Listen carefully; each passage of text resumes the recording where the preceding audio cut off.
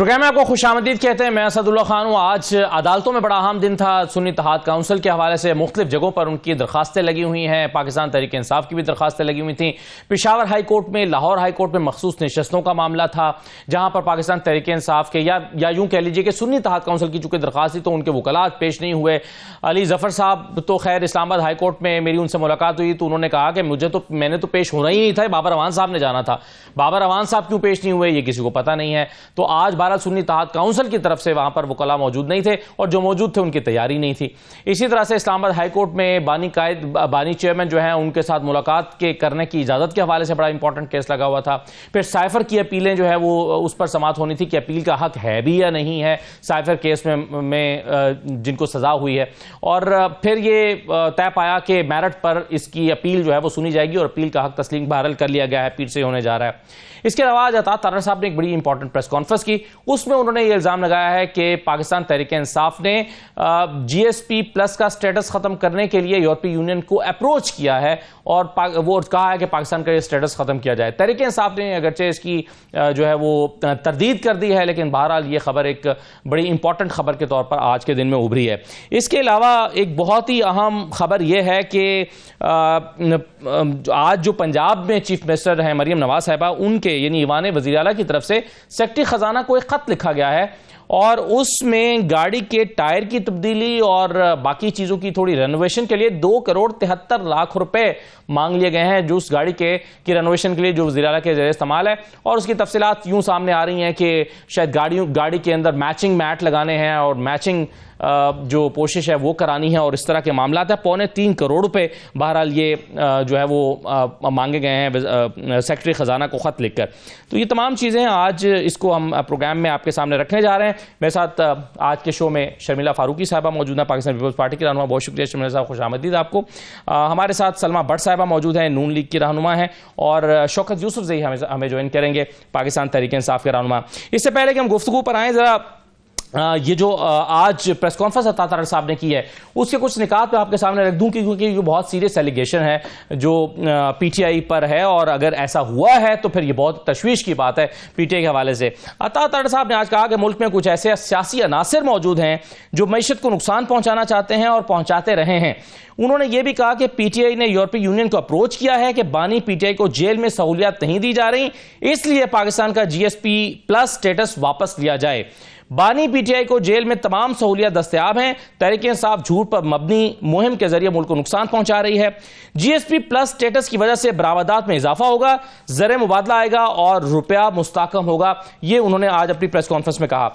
उन्होंने ये भी कहा कि SIFC से मईशत की बहाली के लिए मिसाली काम हो रहा है और वो ये भी कह रहे थे कि ब्लूमबर्ग की जानिब से मोहम्मद औरंगजेब के बतौर वज़ीर ख़जाना इंतखाब को बेहतरीन करार दिया गया है। लेकिन पाकिस्तान तहरीक इंसाफ की जानिब से इस प्रेस कॉन्फ्रेंस के बाद सख्ती से तरदीद की है कि उन्होंने यूरोपीय यूनियन को ना कोई खत लिखा है और ना ही यूरोपीय यूनियन को अप्रोच किया है। अब शौकत यूसुफ ज़ई साहब अगर ज्वाइन कर लेते हैं तो फिर मैं जाहिर है इसको डिफेंड तो वही कर सकते हैं, बल्कि अगर साथ हैं तो चले मैं उन्हीं से शुरू कर लेता हूं।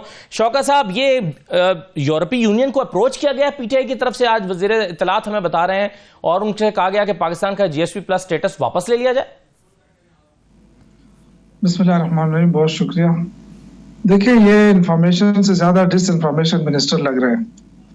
देखिए, इल्जाम लगाना बड़ा आसान है, लेकिन आप दुनिया के किसी इदारे को इस तरह मुलाहिम करना, ये मेरे ख्याल से ये बहुत ही अफसोसनाक बात है कि जो अप्रोच पीटीआई ने की नहीं है किसी को, और जब हमने की थी IMF को तो बिल्कुल खुला करके किया था, उसको बताया था कि हम क्यों कर रहे हैं, उसकी वजह भी बताई थी।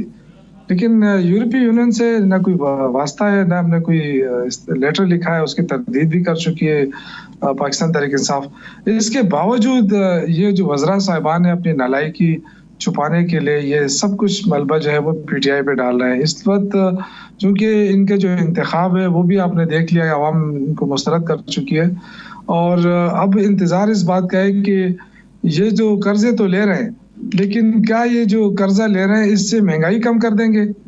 क्या ये आवाम के ऊपर जो बोझ बढ़ रहा है वो कम हो जाएगा? मुझे ऐसा कुछ नहीं लग रहा। अब इनको आगे जो है ना हुकूमत संभालना खुद ही मुश्किल हो जाएगा। ये सिर्फ तहरीक इंसाफ को बार बार अपनी नालायकी छुपाने के लिए उसका नाम ले रहे हैं, लेकिन हम तो कुछ कर भी नहीं रहे। हम तो असम्बली में बैठे हैं। अगर असम्बली में हम अपनी आवाज़ उठा रहे हैं तो वो भी इनको बर्दाश्त नहीं। और अगर हम आवाम के पास जाते हैं तो अटक से उस तरफ तो पुलिस स्टेट बन चुका है, वहां तो कोई जमहूरियत नाम की चीज नहीं है। तो देखिए मईशत की लेकिन अगर आप भी हुकूमत में होते तो आप भी, जाहिर है आईएमएफ के पास तो आपको भी जाना पड़ता, आईएमएफ के पास तो आप भी जाते हैं। देखिए हमें आईएमएफ के पास जाना पड़ता, लेकिन इससे ये कहना कि ये तो ओवर सिंप्लीफिकेशन है शौकत साहब, कि अगर ये कहा जाए कि इससे महंगाई कम नहीं होगी। देखिए मैं आपसे अर्ज करूं कि जब इमरान खान की हुकूमत खत्म की गई ना, तो एक बात पे खत्म की गई कि ये महंगाई कंट्रोल नहीं हो रही है। तो मुझे बताएं कि उसके बाद महंगाई कितनी कंट्रोल हुई है और लोगों को कितना रिलीफ मिला है। उस वक्त तो 900 रुपए के आटे की बोरी थी ना 20 किलो, आज 3000 रुपए। तो ये इन्होंने यही करना था साहब, सबने मिलके, जो बड़े बड़े एक्सपर्ट थे कि जी इमरान खान को तो हुकूमत चलाने नहीं आती है, उसके पास तो टीम नहीं है। तो ये जो टीम लेकर आए थे साग डार की शक्ल में, तो उन्होंने ये करके दिया कि जो $150 का डॉलर था वो 300 पे पहुंचा दिया था। इसी तरह पेट्रोल, इसी तरह बाकी चीजें। मुल्क की मईशत का हाल देखें ना आप, आपकी जो इमरान खान को हटाने के बाद आपने क्या तरक्की की इस मुल्क की। आपकी सिर्फ 2023 का शुमार आप दिखा लें तो आपकी जो बैरूनी सरमायाकारी है वो कितनी गिरी है, $1.7 बिलियन पे आ गई है। अब $1.7 बिलियन ये ऐसी सरमायाकारी है। फिलहाल इस हद तक महदूद रखना चाह रहा था कि क्या पीटीआई ने यूरोपीय यूनियन को अप्रोच किया या नहीं किया। इस पर शमीला साहब आप कैसे इसको देख रही हैं, क्योंकि जैसे जब खत लिखा गया था आईएमएफ को तो खत हमारे सामने आ गया था, बहुत क्रिटिसिज्म हुआ था, सबने किया, हमने भी कहा कि पाकिस्तान तहरीक इंसाफ को ये नहीं करना चाहिए था। अब या तो इतना बड़ा इल्जाम लगा रहे हैं, अता तारड़ साहब को सबूत पेश करना चाहिए, और अगर कोई सबूत पेश कर दें तो फिर पीटीआई ने तो वाकई मुल्क दुश्मनी की होगी। शुक्रिया खान साहब। देखिए जी, दो चीज़ें हैं। मैं नहीं समझती कि कोई वज़ीर इत्तलात उस मनसब पे बैठ के गलत बयानी कर सकता है, करनी भी नहीं चाहिए। तो आई एम श्योर कहीं ना कहीं ऐसी कोई बात हुई तो है। पीटीआई अक्सर बहुत सारी चीज़ों को डिनाई करती है, फिर एक्सेप्ट कर लेती है। आपको याद होगा आईएमएफ को जो ख़त लिखा था, शुरू में ये डिनाई ही कर रहे थे, ये मना कर रहे थे कि हमने ऐसा कोई ख़त नहीं लिखा, फिर वो ख़त सामने आ गया। सो मे बी ये भी सामने आ जाए। अब बात यह है कि इस किस्म की हरकत करना जो पाकिस्तान के मफाद में नहीं है, बल्कि मैं तो इसे पाकिस्तान दुश्मनी के ज़मरे में रखूँगी, ये इंतहाई अफसोसनाक है। आई डोंट नो मैं इसको किस तरीके से कंडेम करूं। आईएमएफ को ख़त लिखना कि जी आप लोन ना दें जब तक इलेक्शन की तहकीकात नहीं होती, धांधली की। फिर अभी जो ये बात कर रहे हैं अता तारड़ साहब कि पाकिस्तान का स्टेटस जो है वापस ले, ये तो पाकिस्तानी अवाम को नुकसान पहुँचाने के मुतरादिफ है ना। पाकिस्तान की मईशत, पाकिस्तान के कारोबार, देखिए वही तो, अगर आप पाकिस्तान की मईशत को नुकसान पहुंचाएंगे, बराए रास्त आप लोगों से, पाकिस्तान के लोगों से दुश्मनी कर रहे हैं, ये इंतहाई अफसोसनाक बात है। देखिए इलेक्शन धांधली की तहकीकात कराना, उनके लिए फॉर्म्स मौजूद हैं। आप क्यों बाहर की एजेंसीज को या बाहर के ममालिक को एक पाकिस्तान के इंटरनल मामलात के अंदर इन्वॉल्व कर रहे हैं? देखिए आपको याद होगा कि जब चेयरमैन बिलावल भुट्टो जरदारी साहब ने अपनी स्पीच दी पार्लियामान के अंदर, तो उन्होंने कहा कि ये आपके पास भी एक सुनहरी मौका है कि आप आएँ और हमारे साथ इस्लाहात करें, बिलखुसूस इंतखाबी इस्लाहात लेकर आएँ, जुडिशल इस्लाहात लेकर आएँ। ये एक मौका है ताकि फिर आइंदा ये ना हो ना कि अगले 5 साल बाद जब इलेक्शन होते हैं तो फिर आपको आईएमएफ को खत लिखना पड़े। Put your own house in order first ना, अपना घर तो सही दुरुस्त करें। आपके पास मौका है पार्लियामान में। मुझे खुशी इस बात की है कि पार्लियामान में बैठे हैं आज, पार्लियामान के अंदर इनका रवैया बेहतर था। इशूज़ पे बात करें, वो बात करें जिसमें पाकिस्तान और पाकिस्तानी इदारों की बेहतरी होती, पाकिस्तानी अवाम की बेहतरी होती है। लेकिन इस किस्म के खत लिखना, वो करना, ये देखें ना, ये इंतहाई लेकिन अगर देखें सवाल इसमें पैदा होता है कि अगर इतना संजीदा ये इल्ज़ाम है जिसको पीटीआई डिनाई भी कर रही है, तो फिर शायद अता तारड़ साहब को भी इस पर, सलमा भट्ट साहिबा, अता तारड़ साहब को या आपकी हुकूमत को भी इस पर कुछ सबूत फराहम करना चाहिए, क्योंकि ये बहुत ही संजीदा इल्ज़ाम है। तो खाली प्रेस कॉन्फ्रेंस आप समझते हैं कि काफ़ी होगी, खास तौर पर जब तहरीक इंसाफ कहते हैं कि ऐसा कुछ हुआ ही नहीं है? अब तो बहुत ही जरूरी है कि तहरीक इंसाफ को सबूत दिखाए जाए और कौम को भी कि ये मुल्क दुश्मनी हो रही है। जी बिस्मिल्लाहिर्रहमानिर्रहीम, बहुत शुक्रिया असद साहब। तहरीक इंसाफ की एक पूरी हिस्ट्री है, आप देख लें। जब उन्होंने साइफर के बारे में बात की तो उन्होंने कहा कि साइफर लहराकर कहा कि बैरूनी साजिश है, और कहा कि बाद में कहा कि नहीं, उसका है कि बैरूनी मुदाखलत है, इंटरवेंशन की जा रही है बाहर के अमेरिका की। इंटरवेंशन को उन्होंने बराए रास्त भाजपा से होती हुई, आसिफ जरदारी साहब से होती हुई मोहसिन नकवी तक भी आ गई, और वो आपको पता ही कि किस तरह से टिल्ट होते हैं, यू टर्न होते हैं, एक घंटे में एक बात, दूसरे घंटे में दूसरी बात। फिर उसके अलावा उन्होंने IMF को खत लिखा जब, तो उन्होंने कहा, पहले डिनाई किया कि हमने IMF को खत नहीं लिखा।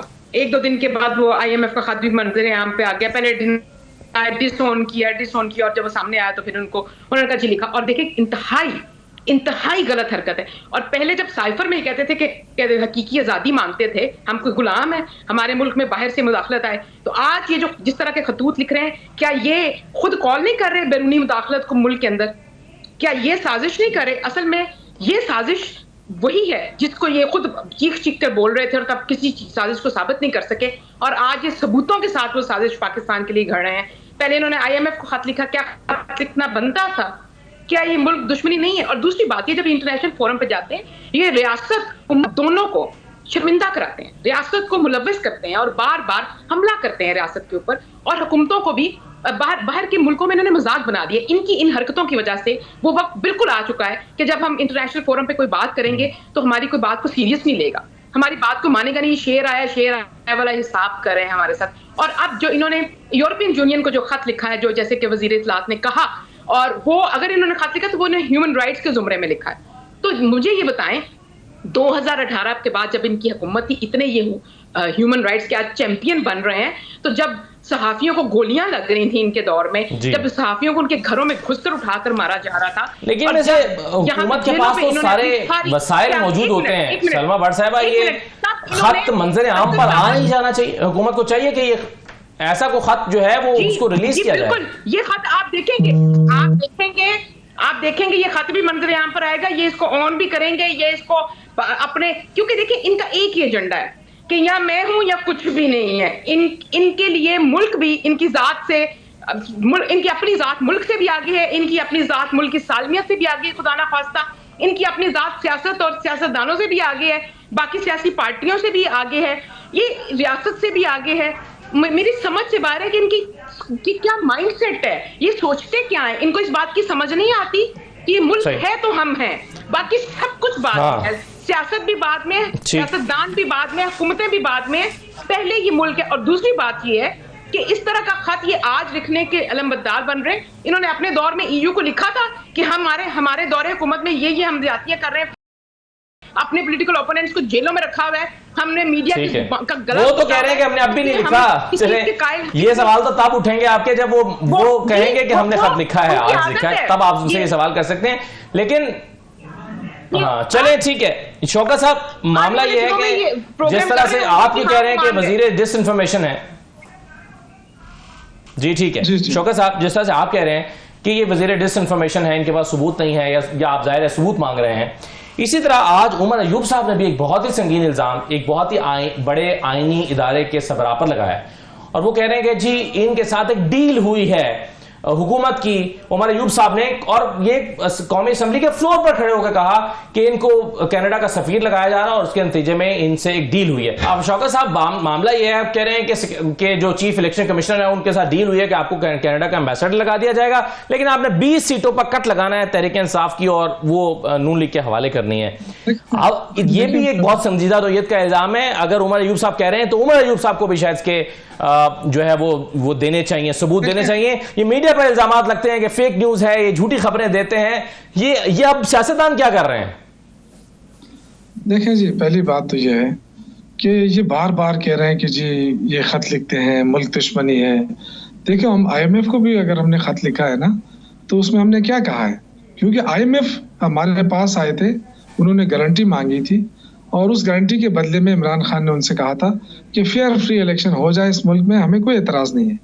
तो फेयर फ्री इलेक्शन नहीं हुए ना, उन्होंने सिर्फ ये कहा कि आप जो कर्जा देते हैं उस पर निगरानी होनी चाहिए, क्योंकि कर्जा तो आवाम के नाम पे लिया जा रहा है, तो आवाम पे खर्च होना चाहिए, कोई जात के लिए उन्होंने बात नहीं की। दूसरा, ये जो आपने कहा ना, देखिए अगर इल्ज़ाम हो तो ये तो महीने 2 की बात है ना, कोई दूर की बात तो है नहीं। मोहसिन नकवी आपके सामने है उसकी मिसाल, जो पाकिस्तान तहरीक इंसाफ के वर्करों के साथ पंजाब में हुआ, जिस तरह उनके साथ ज्यादती, जुल्म, जबर, ये शायद पीपल्स पार्टी महसूस कर ले, क्योंकि वो पीपल्स पार्टी भी एक दौर में इस तरह रही है, लेकिन नून लीगों को इसका वो है ही नहीं, क्योंकि ये तो सारे वो है ना, तो मसला ये है कि जिस तरीके से उसने अपना रोल अदा किया पीपल्स पार्टी को पंजाब में क्रश करने के लिए, तो उसका देखे ना, उसका बेनिफिशियरी कौन निकला। तो ये चीजें तो हैं, ये तो ढकी छुपी नहीं रह सकती। ये आप जितना भी आप कहिए इल्जामात नहीं है, ये तो आपको सामने आ जाएंगे, थोड़े अरसे बाद आ जाएंगे।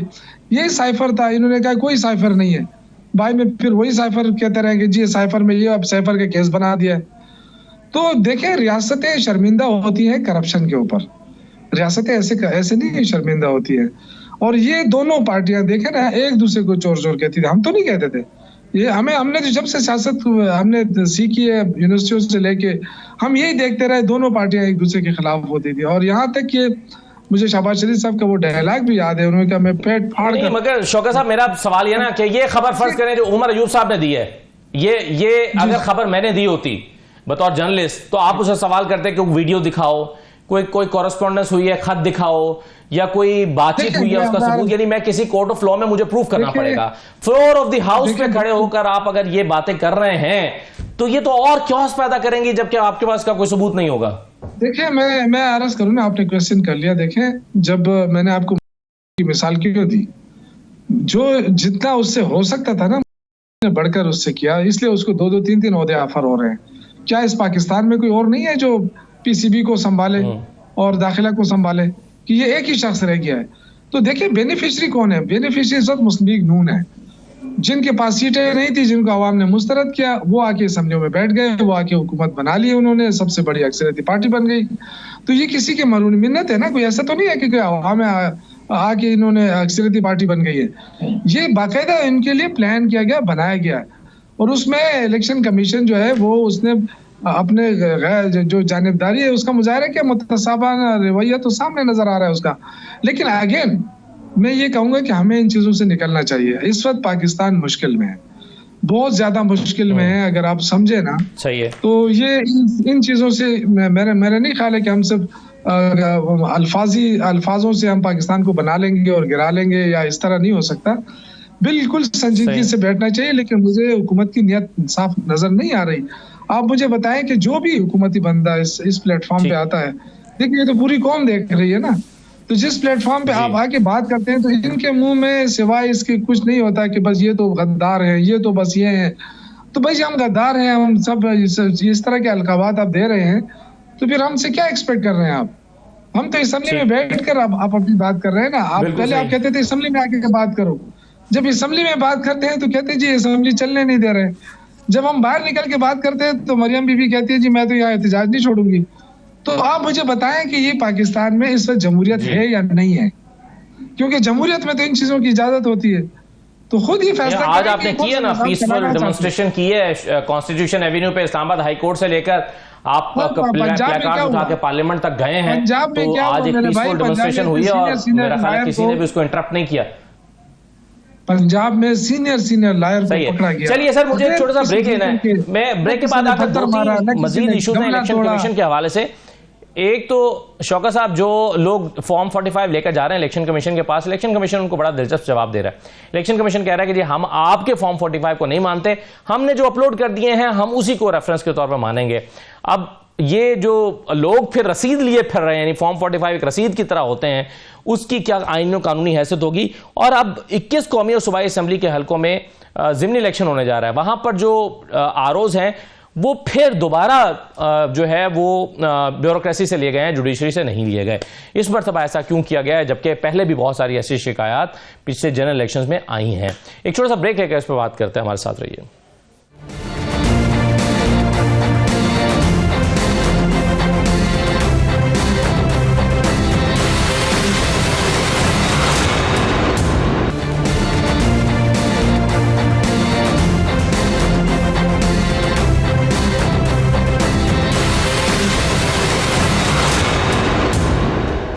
दोबारा आपको खुशामदीद कहते हैं। ज़िमनी इलेक्शन होने जा रहे हैं 21 सूबाई और कौमी असेंबली के हलकों में, और यहाँ पर जो आरओज हैं वो एक मरतबा फिर ब्यूरोक्रेसी से लिए गए हैं। शर्मिला फारूकी साहबा, मेरा सवाल आपसे ये कि इस पर बहुत ज़्यादा पिछली मरतबा शोर मचा था, एक सियासी जमात का इस पर एतराज़ भी था, वो लाहौर हाई कोर्ट के पास गए भी थे, मामला सुप्रीम कोर्ट के पास गया था, लेकिन इतना वक्त नहीं था कि अब इसको चेंज किया जाता। अब तो वक्त भी है, ये जनरल इलेक्शन भी नहीं है, अब तो जुडिशरी से लोग लिए भी जा सकते हैं, तो ये अगेन आप नहीं समझती कि कंट्रोवर्सी नहीं पैदा होनी चाहिए थी? क्योंकि अब तो इसमें लॉजिक ये है कि एक हुकूमत भी है, जैसे सिंध में पीपल्स पार्टी की हुकूमत है, तो डिप्टी कमिश्नर और असिस्टेंट कमिश्नर लगाए अगर जाते हैं तो उस पर एक इन्फ्लुएंस हो सकता है हुकूमत का, और पंजाब में भी ऐसे। देखिए जी, जिस तरह मैंने पहले बात की कि इंतखाबी इस्लाहात होना ज़रूरी है, ये शिकायत पहले भी रही हैं, अब भी हैं और आइंदा भी रहेंगी कि जी ये ऑफिसर्स ऐसे हैं जो जिन पे इन्फ्लुएंस हो सकता है, और एक हद तक हो भी सकता है और नहीं भी हो सकता। अगर एक ऑफिसर अपनी डिलीजेंटली ड्यूटी दे रहा है और इलेक्शन में फेयरनेस चाहता है, तो ज़रूरी नहीं है कि सारे के सारे जो है वो इन्फ्लुएंस हो जाए, कोई एक आध शायद हो जाए इन्फ्लुएंस, लेकिन जब आपके ऊपर एक जिम्मेदारी डाली जाती है तो आप इस जिम्मेदारी को बखूबी निभाते हैं। बात यह है कि देखिए, हमें आइंदा आने वाले इलेक्शंस को मज़ीद शफ़ाफ़ बनाने के लिए क्या इक़दाम उठाने चाहिए। देखिए, सबसे पहले तो बात यह है कि आरटीएस जब बैठ गया 2018 में, उसकी तहकीकात नहीं हुई, ठीक है। अगर उस वक्त तहकीकात हो जाती और जिम्मेदारान का तयन हो जाता तो शायद इस दफ़ा ईएमएस नहीं बैठता। फिर फॉर्म 45 की बात की गई। 2018 में भी फॉर्म 45 पीपल्स पार्टी ढूंढ रही थी। पीपल्स पार्टी को 4-4 दिन गुजर जाने के बावजूद फॉर्म 45 नहीं मिले थे। उस वक्त ये हमारा मजाक उड़ाते थे। आज वही फॉर्म 45 लेके ये घूम रहे हैं और इनकी दाद रसाई नहीं हो रही है। So only the sides have changed. इस वक्त क्या करना है? What is the way forward? The way forward is कि आप इंतखाबी इस्लाहात करें कि आइंदा आने वाले इलेक्शंस में शफाफियत जो है वो बरकरार रहे। बहुत सारे इस्लाहात की ज़रूरत है। ऐसे ऑफिसर्स की तैनाती जो इन्फ्लुएंस ना हो सकें, जुडिशल ऑफिसर्स लगा सकते हैं, बहुत सारी चीज़ें, लेकिन उसके लिए अगेन इस्लाहात की ज़रूरत है। मैं समझती हूँ कि आइंदा आने वाले दिनों में कोई कमेटी बनाई जाएगी, अगर वज़ीर आज़म साहब चाहते हैं इस जानिब काम करना, और उसके अंदर तमाम पार्लियामेंट्री लीडर्स को बिठाएं या हर जमात के लोगों को बिठाएं, उसके ऊपर डिलिब्रेशंस हो, in the larger interest of the country, एक विजडम के साथ आगे चलें, इंतखाबात लाएं, फिर इस पर इम्प्लीमेंटेशन कराएं। शर्मिला, जो सिस्टम इस वक्त बना हुआ है उस पर तो शायद किसी को एतराज नहीं है, मामला तो उसकी इम्प्लीमेंटेशन का है। यानी इस्लाहात की जरूरत तो तब होगी ना कि जब ये सिस्टम ना होगा। इस सिस्टम पर तो सबको इत्तफाक है। देखिए, सिस्टम पे सबको इत्तफाक है। जब ईएमएस की बात की गई थी और उसका ट्रायल रन किया गया था तो 1-2 आरओज़ ने उसके ऊपर एतराज़ात उठाए थे। पीपल्स पार्टी ने इन राइटिंग एतराज़ात उठाए थे कि ईएमएस बैठ सकता है, देन व्हाट, तो हमें फॉर्म 45 दिया जाए। वही हुआ कि जब आपने इंटरनेट सर्विस बंद कर दी तो ईएमएस बैठ गया। अब बात यह है कि इंटरिम गवर्नमेंट जिसका काम था कि इलेक्शंस को शफ़ाफ़ बनाने में इलेक्शन कमीशन की मावनत करे, उसने ईएमएस बिठाने में उसका भी किरदार रहा ना, क्योंकि आपने इंटरनेट बंद कर दिया। वोटर्स भी डिस्टर्ब हुए, लोगों को मालूम नहीं था कि कहाँ जाना है वोट डालने, फिर इन टाइमली ट्रांसमिशन नहीं हुई वोटिंग रिजल्ट्स की। ये चीज़ें हैं। हाउ डू वी इंश्योर कि इन फ्यूचर ये चीज़ें दोबारा रिपीट ना हो, ये हमने इंश्योर करना है। इम्प्लीमेंटेशन, देखिए, कानून तो हम बनाते रहेंगे, इस्लाहात भी करते रहेंगे, लेकिन जब तक उस पर अमलदारी जो है 100% नियत के साथ नहीं होगी, रिजल्ट्स नहीं आएंगे। इससे भी अच्छा सिस्टम आप बना भी लें और उस पर इम्प्लीमेंटेशन करना हो तो क्या होगा। सलमा भट्ट साहब, एक तो यही बात है जो मैं अभी कह रहा हूँ कि इस दफा भी जैसे पंजाब में 12 हल्कों में इलेक्शन होने जा रहे हैं और assistant commissioners, deputy commissioners, additional deputy commissioners, इनको लगाया गया है। और जाहिर है ये लोग अगर चीफ सेक्रेटरी के नीचे आएंगे और चीफ सेक्रेटरी वज़ीर आला को जो है वो जवाबदेह हैं, तो फिर कैसे ये शफाफ इंतखाबात हो सकते हैं, ये एक बड़ा सवाल उठता है। दूसरा ये है कि ये फॉर्म 45 दरअसल इसकी हैसियत एक रसीद की है कि आपको जो भी नतीजा है वो आपको थमा दिया गया है ताकि आपके पास एक सबूत रहे और वो सनद के तौर पर आपके काम आए। लेकिन आज लोग अपने फॉर्म 45 लेकर इलेक्शन कमीशन के पास जा रहे हैं। आज भी इलेक्शन कमीशन के बाहर खड़े हुए थे लोग अपने फॉर्म 45 लेकर और कह रहे थे कि इलेक्शन कमीशन हमें यह कह रहा है कि आपके फॉर्म 45 हम कबूल नहीं करते, जो हमने अपलोड किए हैं सिर्फ हम उसको मानते हैं, आपके फॉर्म 45 नहीं मानते। तो जो फिर लोगों को फॉर्म 45 दिए गए हैं मुख्तलिफ उम्मीदवारों को, उसकी कानूनी हैसियत क्या रह गई है? जी देखिए, ये बड़ा वैलिड कंसर्न है कि हमें इंतखाबी डेफिनेटली जरूरत है इस मुल्क की, हमें वो करना चाहिए। जी आपको आवाज आ रही है? जी बिल्कुल। जी। मैंने कहा कि ये बिल्कुल एक बड़ी हकीकत है इस मुल्क की, जो है इंतखाबी इस्लाहात जो है इंतखाबी इस्लाहात करनी चाहिए और हमें उसकी जरूरत भी है। और जब हम इंतखाबी इस्लाहात हमें बहुत डिटेल में जाके करने की जरूरत है। कोड ऑफ कंडक्ट पे, इलेक्टोरल जो प्रोसेस है, इलेक्शन डे है, इलेक्शन कंडक्ट जो है उसको शायद हमें रिविजिट करने की, रिव्यू करने की बहुत अशद जरूरत है। इसमें कोई दो राय नहीं है। लेकिन सिर्फ बात यह है कि जब अभी भी इशारा किया कि 2018 में 80% तकरीबन फॉर्म 45 जो थे ना वो साइन ही नहीं किए थे आरओस ने ना, उनके सिग्नेचर बगैर हम लिए घूमते थे। हम कहते थे कि फॉर्म 45 हम बगैर सिग्नेचर के दिए गए। तब हमें जवाब मिलता था कि अवामी मैंडेट खो गया इनसे, अवाम ने इनको बुरे तरीके से मुस्तरद कर दिया और अब ये पर्चियां लिए, टोकन लिए फिरते हैं, सफे लिए फिर रहे हैं। इनसे कहें कि आपको अवाम ने मुस्तरद कर दिया, हमें ये जवाब मिलता था। लेकिन देखिए अब वही बात है कि अब तस्वीर का दूसरा रुख आ गया है। अब आज वो वक्त आ गया कि ये फॉर्म 45 लिए फिर रहे हैं। और दूसरी बात ये है कि देखिए ये इलेक्शन कमीशन का इस्तेहकाक है कि इलेक्शन कंडक्ट क्या होगा और कैसे होगा। इसमें किसी पॉलिटिकल पार्टी की मुदाखलत नहीं होती। देखिए इसका इल्जाम जो है किसी पॉलिटिकल पार्टी पे देना कि ये पीपल्स पार्टी की मुदाखलत है या मुस्लिम लीग नून की मुदाखलत है, ये तो वैसे एक अजीब सी बात है कि इलेक्शन कंडक्ट जो है वो सरीहन इलेक्शन कमीशन का इस्तेहकाक है। हाँ, हम ये बात जरूर कर सकते हैं कि आने की जरूरत है, कंडक्ट ऑफ इलेक्शन जो है उसके अंदर इंप्रूवमेंट लाने की जरूरत है।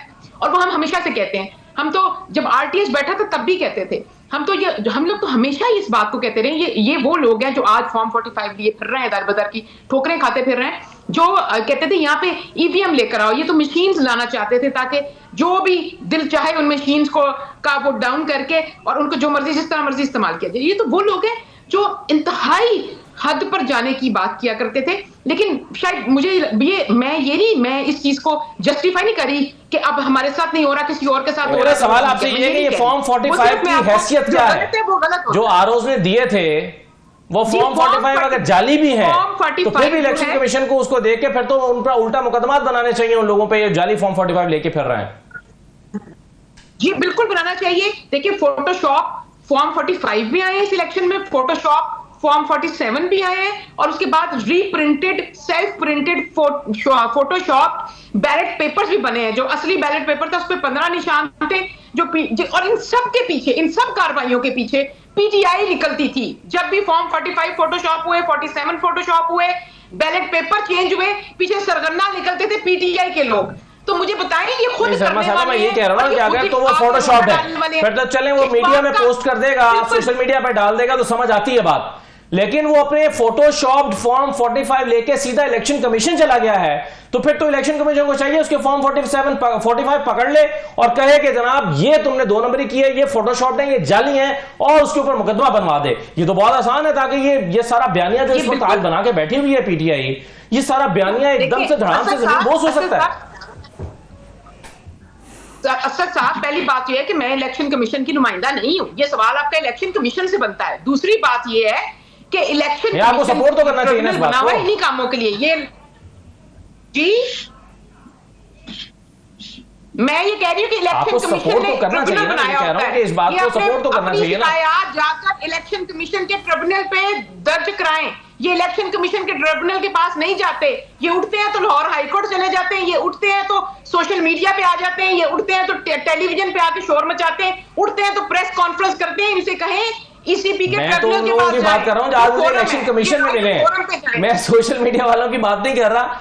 जो आज मुझे इलेक्शन कमीशन के अंदर और इलेक्शन कमीशन के बाहर लोग मिले हैं जो अंदर से होकर आए हैं, मैं तो उनकी बात कर रहा हूं। एनीवे ये चलिए ये बात आपकी ठीक है, ट्रिब्यूनल के पास जाना चाहिए और आप इलेक्शन कमीशन से करें ना, ये आप सवाल इलेक्शन कमीशन। मैं तो आपकी एंडोर्समेंट चाहता हूं, मैं तो इलेक्शन कमीशन से सवाल इसलिए नहीं कर सकता कि इलेक्शन कमीशन शो में नहीं आता ना, आप शो में आई हैं। मैं तो आपकी एंडोर्समेंट चाह रहा हूं कि हाँ एक सिस्टम ऐसा बन सकता है। आपकी एक राय, पॉलिटिकल पार्टीज की राय होती है तो वो तजावीज पहुंचती है ना इलेक्शन कमीशन के पास। आपके तो मैं गोशगुजार ये सवाल इसलिए कर रहा हूं। लेकिन शौकत साहब मुझे ये बताइए कि आप मखसूस नशस्तों का बड़ा शोर मचा रहे हैं कि मखसूस नशस्तें चाहिए, आपकी मखसूस नशस्तें छीन ली गई हैं, लेकिन जब मामला 5 मेंबर्स बेंच के पास लगा हुआ है, आपका वकील ही आज नहीं पहुंचा वहां पर, फिर सही कह रही है पीपल्स पार्टी आज वहां पर खड़े होकर कि आप संजीदा नहीं है या फिर आपके पास सबूत नहीं है या आपके पास कोई आर्गूमेंट नहीं है इसलिए आपके वकला आज नहीं आए वहां पर।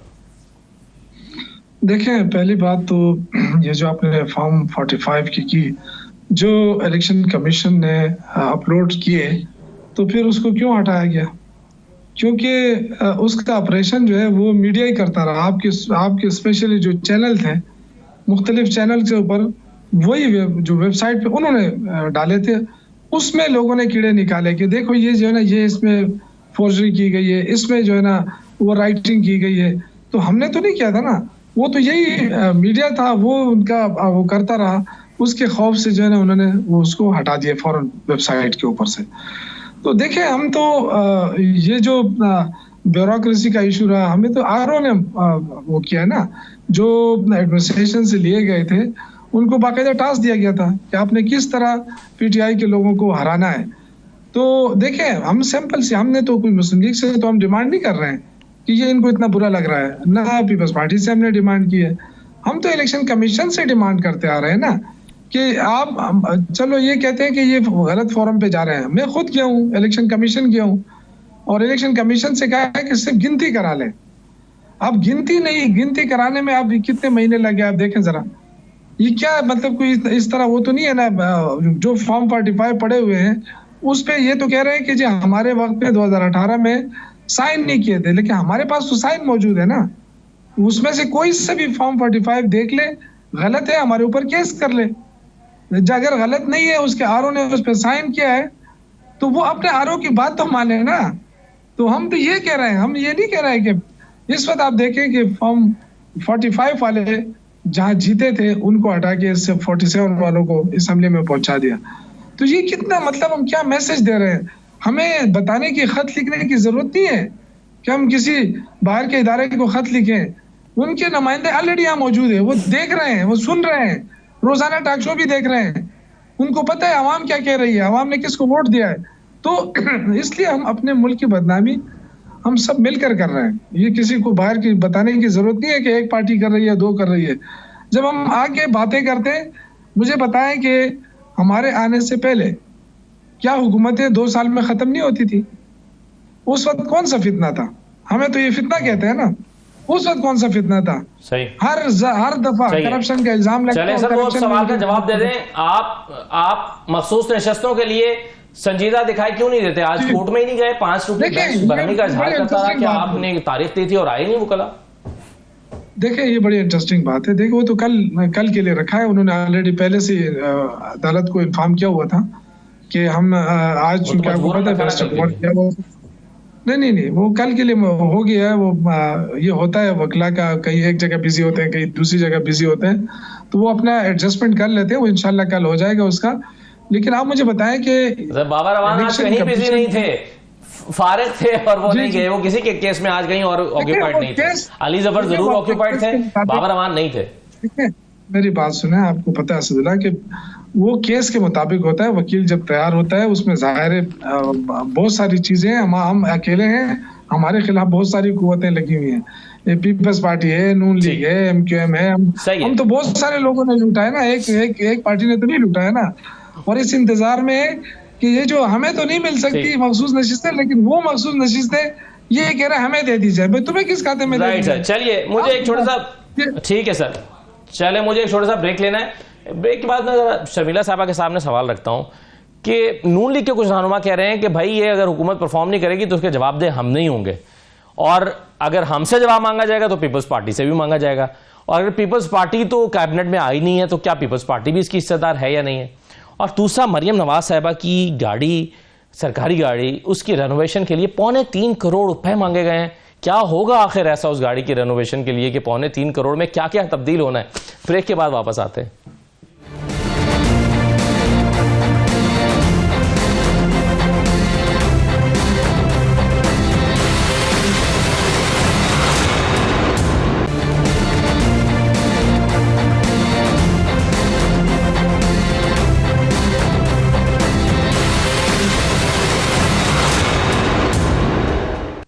ब्रेक के बाद आपको दोबारा खुशामदीद कहते हैं। शर्मिला साहब, ये किसकी हुकूमत है? आप लोग हर दफा चालाकी करते हैं, हुकूमत उनकी बनवा दी है, मलबा उनको उठाना पड़ेगा, फायदे आप भी उठाते हैं। अब खान साहब मैं इसका क्या जवाब दूं? हुकूमत किसकी है, किसकी काबीना है, ये तो सब जानते हैं। बात यह है कि मुस्लिम, वो आपसे भी कह रहे हैं कि 16 महीने की जो हुकूमत थी आप उसमें हिस्सेदार थे, लेकिन मलबा वो कहते हैं सिर्फ हमें ही उठाना पड़ा। नहीं, मलबा हमें भी उठाना पड़ा, ऐसी बात नहीं है। हालांकि हमारे पास 10 वजारतें थी, लेकिन हम उन वजारतों के भी जवाबदेह थे जो हमारे पास नहीं थी, हम उसके भी जवाब देते रहे। और वो पॉलिसी डिसीजन जिसके ख़िलाफ़ हम बात भी करते रहे काबीना में, जो हमारी मर्ज़ी और मिजाज के ख़िलाफ़ थे, उसका भी हम जवाब देते रहे। लेकिन इस बार पीपल्स पार्टी ने बड़ा सोच समझ के फ़ैसला किया कि हम काबीना में नहीं बैठेंगे, और बल्कि आज फैसला किया कि मलबा ना उठाना पड़े। नहीं, देखिए हमें मैंडेट नहीं मिला ना। अगर हमें मैंडेट मिलता वज़ीर आज़म बनाने का और अपनी काबीना बनाने का तो हम वो खुशी से ले लेते। PMLN को भी नहीं मिला मैंडेट। PMLN ने हमसे गुजारिश करी, हमने उनका साथ दिया। तो 2022 में भी नहीं था ना आपके पास, मगर आपने मिलकर एक हुकूमत तो बनाई थी। नहीं, बिल्कुल बनाई थी और कोशिश की थी। तो ये भी कोalition गवर्नमेंट है ना, इसके अंदर आप देखें MQM शायद आएगी, MQM तो आ गई है, कैबिनेट का हिस्सा। हाँ, तो जाहिर बात है कि वो जवाबदेह हैं, लेकिन हम काबीना का हिस्सा नहीं है। एक पार्लियामेंट्री फॉर्म ऑफ गवर्नमेंट के अंदर जहाँ पर वज़ीर आज़म और कैबिनेट जो हैं दे आइदर स्विम और सिंक टुगेदर। तो अब जो काबीना का हिस्सा है वो जवाबदेह हैं। MQM जवाबदेह है, PMLN जवाबदेह है, और कोई जमात नहीं है। देखिए आज भी हमने इरसा के चेयरमैन की तैनाती पे इस गवर्नमेंट की हमने तनकीद की है, हमने एहतजाज किया असेंबली के अंदर। लेकिन आप इसी हुकूमत को अगर परफॉर्म करें या ना करें, आप सपोर्ट तो करते रहेंगे ना, क्योंकि आप फाइनेंस बिल आएगा, आप बिल वोट करेंगे। मैं आपको बड़ी छोटी सी बात बता रही हूँ कि जो इरसा चेयरमैन की तैनाती की है इस गवर्नमेंट ने, उसके ऊपर आज भी हमने खड़े होकर एहतजाज किया। नवीद कमर साहब ने इस बात को उठाया है कि ये गलत है, ये वज़ीर आज़म साहब को फ़ौरन उस तैनाती का ऑर्डर वापस लेना चाहिए। देखिए जहाँ पर गलत काम हो रहा हो, जहाँ पर ज़्यादती हो रही होगी, जहाँ पर इरसा का कॉन्ट्रैक्ट वायलेट किया जाएगा, वहाँ हम बात करेंगे, और हुआ, और हमने किया है बात। अगर हम इस गवर्नमेंट के पार्ट एंड पार्सल होते तो हम शायद उसके ऊपर एहतजाज ना करते। एक बजट आएगा, आप उस फाइनेंस बिल को सपोर्ट करेंगे? अगर आप सपोर्ट नहीं करेंगे तो अगर हम शहबाज शरीफ का नंबर ही बरकरार नहीं रह सकता ना। हम फाइनेंस बिल को उस सूरत में सपोर्ट करेंगे अगर वो फाइनेंस बिल आवाम की ख्वाहिशात के मुताबिक हो। और अगर आप सपोर्ट कर देंगे तो फिर आप उसका बोझ उठाना पड़ेगा।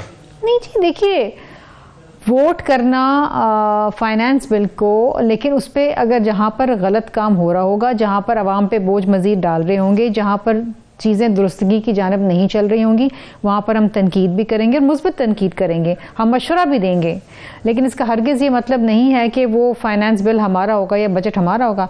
हमारे हाथ में होता तो हम तो अगले हफ्ते 17 वजारतें जो वफाक में बेकार में पड़ी हुई हैं, जो सूबों को डिवॉल्व होगी, हम तो उसको ख़त्म कर चुके होते हैं। सही है। चलिए मैं सलमा भट्ट साहिबा ये बताइए कि ये एक ख़त हम दिखा रहे हैं इस वक्त अपनी स्क्रीन पे, और ये जो ख़त है ये ईवान वज़ीर आला की तरफ से लिखा गया है, और इसमें जो वजारत ख़जाना है उससे कहा गया, सेक्रेटरी ख़जाना को इनफैक्ट ये लिखा गया है, और उसमें कहा गया है कि उनकी जो गाड़ी है बुलेट प्रूफ गाड़ी, उसके टायर तब्दील करने के लिए और उसके दीगर रेनोवेशन के लिए, जिसमें मुबैना तौर पर उसके जो सीट कवर्स की तब्दीली या मैचिंग मैट्स की तब्दीली है, उसके लिए 2,72,38,200 रुपये मांगे गए हैं।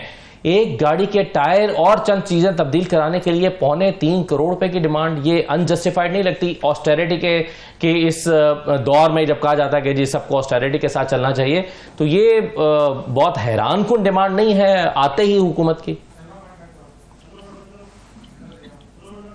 जी देखिए, पहली बात यह कि मैंने खुद से ये खत नहीं देखा और मुझे इस खत के बारे में मालूम नहीं है, लेकिन आप अगर कोई ऐसा खत आप सामने लेकर आ रहे हैं, मैं सिर्फ इतना कहना चाहूंगी कि देखें उसमें मुझे एग्जैक्टली नहीं पता कि इस खत की डिटेल क्या है और ये किस मद में क्या, किसको लिखा है, किसने लिखा है, कब लिखा है, मुझे नहीं पता, मैं ये बात कह रही हूँ। लेकिन दूसरी बात मैं ये कहना चाहती हूँ, मैंने आपको बता दिया ना तफसील इसकी कि आप मेरी बात पे यकीन कीजिए, इस खत में ये लिखा गया।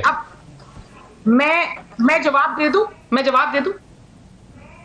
ओके, अच्छा, मेरा कहना ये है कि आपका देखिए देखने का जाविया होता है। मैं अगर देखना चाहूंगी तो मैं ये देखूंगी कि वजीर आला पंजाब मरियम नवाज शरीफ का ये पहला महीना और तीसरा हफ्ता है, इन 3 हफ्ते में सूबे के लिए क्या इकदाम किए गए एक वजीर आला की हैसियत में। मैं ये देखूंगी कि IT सिटी भी शुरू हो गया, मैं ये देखूंगी कि कैंसर का अस्पताल का भी इजरा कर दिया गया, मैं ये देखूंगी कि सरगोदा में कार्डियोलॉजी अस्पताल भी बना दिया गया, मैं ये देखूंगी कि सेफ सिटी प्रोजेक्ट जो है उसको भी शुरू कर दिया गया सूबे भर में, मैं ये देखूंगी कि साफ सुथरा पंजाब का काम भी शुरू कर दिया गया, मैं ये देखूंगी कि एक रमजान के अंदर 30 अरब का रमजान पैकेज 66 लाख लोगों तक पहुंचाया जा रहा है उनकी दहलीज पर। मैं ये देखना, देखिए अपने अपने देखने के ऑप्टिक्स हैं, मैं ये देखना चाहूंगी कि वजीर आला ने लड़कियों के लिए, मगर सलमा भट्ट साहिबा ये सारी बातें तो कौम पर एहसान है ना जो आपकी हुकूमत कर रही है। चले ये साफ सुथरा पंजाब मुहैया करना और सस्ता आटा देना, ये तो आप एहसान कर ही रहे हैं, लेकिन उसके बदले में 2,73,00,000 रुपए की गाड़ी की रेनोवेशन, गरीब कौम के 2,73,00,000 रुपए। असद भाई यहाँ आप बात कर रही है, मैं बात कर रही हूँ। असद भाई, ये मेरा जवाब तो पूरा होने दे। नहीं, मैं तो सवाल कर रहा हूँ ना, वो तो मैं करूंगा सवाल। आप दोबारा देख लीजिए। नहीं, आप तो वो देखें, आपका जवाब जो चना है ना, सवाल गंदुम है। आपके तो शफी करके जाऊंगी। शौकत यूसुफ जही साहब, ये आप भी हुकूमत में रहे हैं और वज़ीर आला के इस्तेमाल में गाड़ी यकीनन बहुत महंगी होती होगी, उसकी रेनोवेशन पे हो सकता है इतना, ये मेरी कम इल्मी हो, इतना ही खर्चा आता हो। ये आप ये टायर चेंज कराने हो, कुछ थोड़ी बहुत चीजें, तो इतने पैसे लग जाते हैं? यानी मैं तो खुद 9 साल तक रहा, इक़्तिदार में रहा, मुझे तो मेरी तो पूरी गाड़ी की कीमत जो 30 लाख से ऊपर नहीं थी। तो अब ये जो आप टायर की बात कर रहे हैं, रेनोवेशन की बात कर रहे हैं, देखिए हो भी सकता है, नहीं भी हो सकता है, लेकिन इस वक्त क्या ये टाइम ऐसा है कि इसमें इतनी बड़ी रकम जो है वो सिर्फ रेनोवेशन के लिए खर्च हो सकती है। यानी ये तो मैंने सुना था कि वो यानी कि कुछ लोग मेकअप बहुत महंगा करते हैं, लेकिन ये नहीं पता था कि गाड़ी का मेकअप भी इतना महंगा होगा। तो देखिए, अब ये तो उनकी एहसास की बात है कि क्या एहसास है गरीबों का। ये जो कह रहे हैं कि आटा तकसीम हो रहा है, वो देखें कितनी भगदड़ मच रही है, लोग कितने परेशान हैं उस आटे के लिए। अब बहुत सारे चैनल दिखा रहे हैं कि जी लोग यूटिलिटी स्टोर जा रहे हैं, वो कहते हैं जी 2000 के पहले खरीदारी करें फिर आपको आटा मिलेगा। तो ये गरीब आदमी पहले 2000 की खरीदारी करके उनको रसीद बताए, फिर वो कतारों में खड़े होते हैं, रमजान मुबारक के पूरे कतारें लगी होती हैं। तो इससे तो पाकिस्तान नहीं बनेगा। अगर ये समझते हैं कि हम रिलीफ दे रहे हैं आवाम को, और ये जो अभी बिजली का बिल शुरू हो जाएगा अप्रैल के बाद, तो ये कैसे सस्टेन करेंगे? दूसरा देखें, ये हर दफा इलेक्शन इस्लाहात की बात होती है, ईवीएम को क्या मसला था? ठीक है, उसके चलिए शौकत साहब बहुत शुक्रिया आपका, आपने अपने ख्यालात का इजहार किया। शमीला साहब आपका भी बहुत शुक्रिया। सलमा भट्ट साहब आपका भी प्रोग्राम में शिरकत करने का वक्त खत्म हुआ, इजाज़त दीजिए, अल्लाह हाफिज़।